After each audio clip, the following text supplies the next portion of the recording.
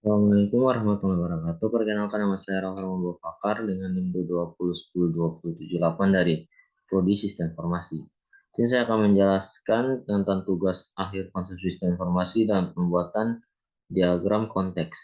Pada diagram konteks kali ini saya membuat yang konteks tentang sistem lampu lalu lintas, di mana dalam diagram itu terdapat lampu lalu lintas sebagai nama proyek pusatnya dan juga beberapa entiti seperti pemerintah, pengguna jalan, kontraktor, polisi, penyedia listrik, dan mekanik.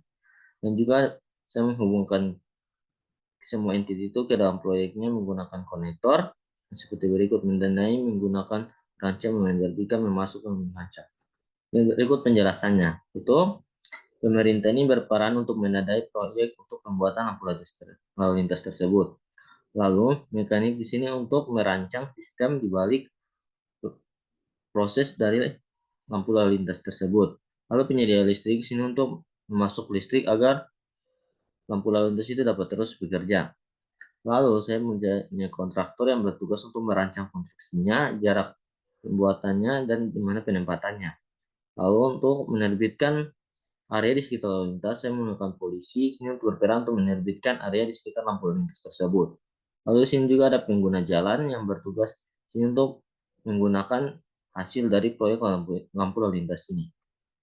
Lalu berikutnya saya akan menjelaskan tentang proses pembuatan diagram konteks ini. Sini saya menggunakan shape lingkaran untuk nama proyeknya, itu saya menggunakan shape lingkaran. Itu oval, lalu saya menggambar lingkaran sekitarnya. Lalu saya mengganti shape-nya ke rectangle untuk membuat shape dari tiap entitinya. Lalu setelah selesai dengan semua bagian yang diperlukan, saya langsung menambahkan teks untuk setiap entity dan juga nama proyeknya sesuai yang dibutuhkan. Lalu terakhir saya tinggal menghubungkan semuanya menggunakan konektor seperti berikut.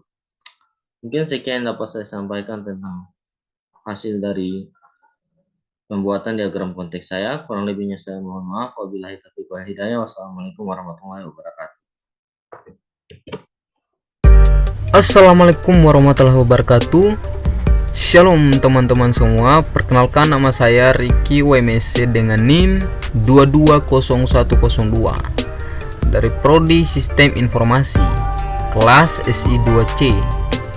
Nah, di video kali ini saya akan menjelaskan tentang diagram konteks. Dan di sini saya sudah punya sebuah kasir sederhana yang terdiri dari 6 entitas. Yang pertama ada sistem kasir, dan kedua ada item barang sebagai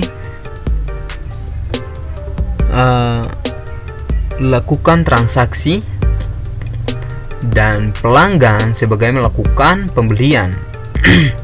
Selanjutnya ada transaksi penjualan sebagai transaksi catatan data, dan pemasok sebagai pemasok barang. Dan terakhir yang keenam ada manajer atau memberikan laporan.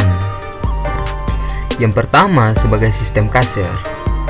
Kasir ini dia berfungsi untuk menghitung total pembelanjaan yang nanti akan berinteraksi dengan pelanggan untuk mengambil pesanan dan berinteraksi dengan item barang untuk mengambil harga produk. Dan kasir menggunakan data dari item barang untuk menghitung total harga. Selanjutnya, item barang. Nah, item barang ini memiliki nama, kode produk, dan harga yang diakses oleh kasir. Untuk mencari harga produk. Dan ketiga, pelanggan atau melakukan pembelian. Pelanggan ini memiliki produk yang ingin dibeli dan berinteraksi dengan kasir untuk memberikan pesanan, diberi total harga yang harus dibayar oleh kasir.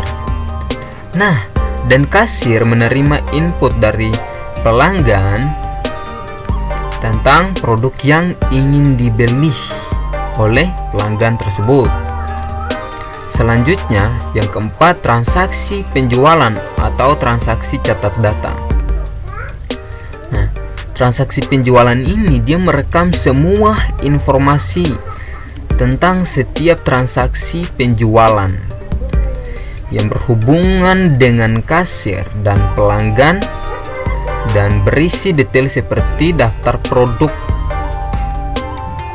yang dibeli dan total harga transaksi penjualan, menyimpan data transaksi yang dapat digunakan untuk pelaporan atau analisis. Jadi semua catatan yang dilakukan oleh pelanggan entitas barang itu semua akan dicatat oleh transaksi penjualan, atau lebih tepatnya catat data transaksi. Dan kelima, pemasok.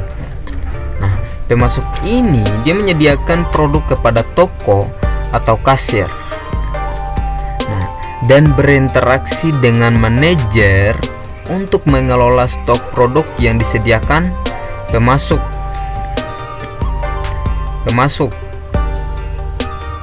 Nah, dan pemasok ini menyediakan produk kepada manajer. Pemasok ini dia menyediakan produk kepada manajer untuk memperbarui inventaris produk. Dan terakhir, manajer atau memberikan laporan.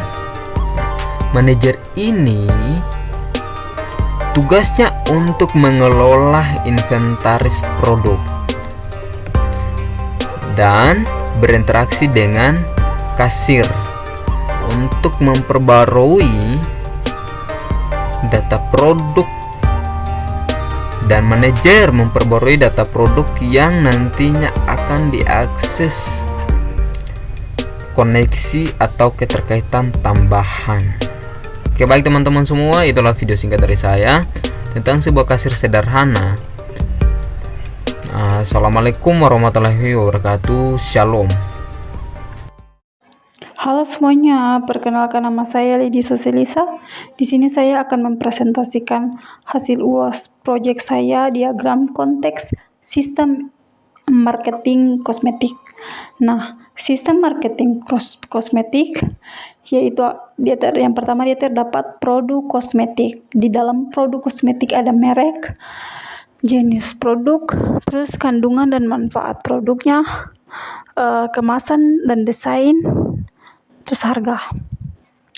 Produk kosmetik dia salurkan pada target pemasaran. Di dalam target pemasaran ada jenis kelamin, usia, kondisi kulit, preferensi gaya dan tren, terus lokasi geografis.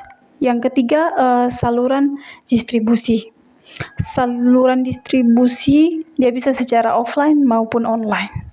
Terus acara atau pameran kecantikan di dalam saluran distribusi, agen atau distributor.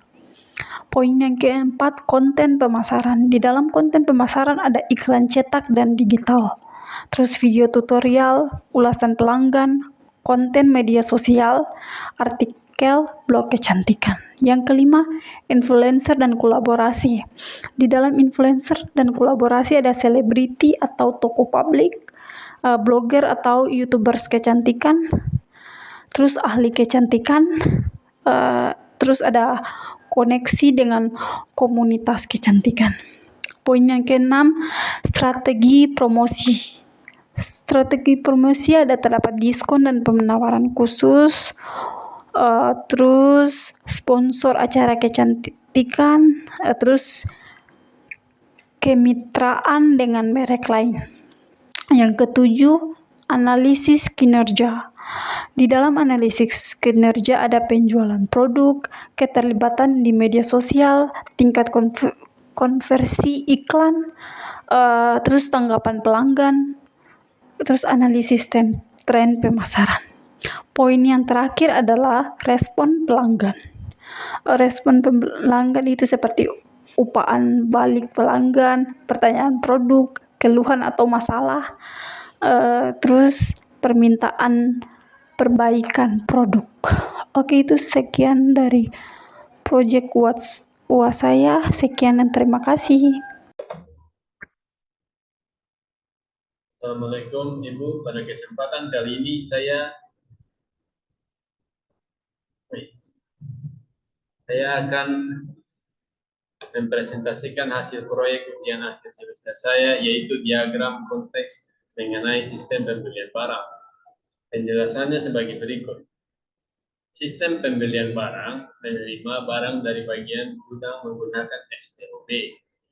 Kemudian sistem pembelian barang membeli barang dari supplier dan menerima faktur dari proses transaksi tersebut. Kemudian sistem pembelian barang memberikan kembali faktur yang telah ditandatangani kepada supplier. Dan yang terakhir, sistem pembelian barang memberikan laporan kepada pimpinan. Lalu untuk cara pembuatannya dimulai dari pertama, membuat bidang lingkaran diisi dengan nama proyeknya. Kedua, membuat beberapa bidang persegi diisi dengan entitas yang berhubungan dengan proyeknya. Ketiga, menghubungkan semua entitas dengan bidang lingkaran dengan menggunakan konektor. Dan yang terakhir, melabeli tiap konektor agar sesuai dengan fungsinya. Itu saja. Wassalamualaikum warahmatullahi wabarakatuh.